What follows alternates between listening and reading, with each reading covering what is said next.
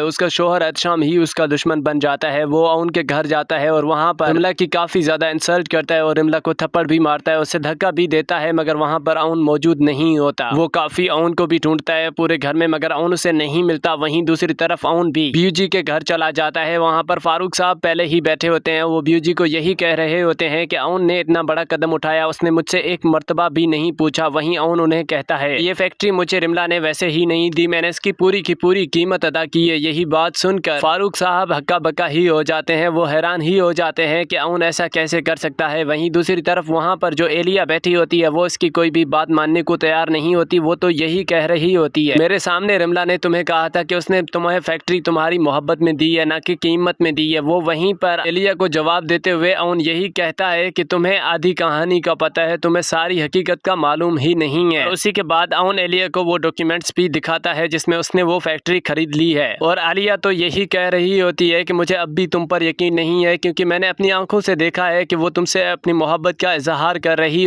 थी। वहीं पर वो एलिया को जवाब देते हुए कहता है कि तुमने बस उसकी मोहब्बत का इजहार करते हुए देखा तो तुमने मुझ पर शक कर दिया और मेरे किरदार पर उंगली उठा दी। एलिया उसे जवाब देते हुए कहती है कि मैंने तुम्हारे किरदार पे उंगली नहीं उठाई। तो उसे जवाब देते हुए कहता है कि तुमने उंगली नहीं उठाई, बल्कि पांचों की पांचों उंगलियां मेरे मुंह पर मार दी है।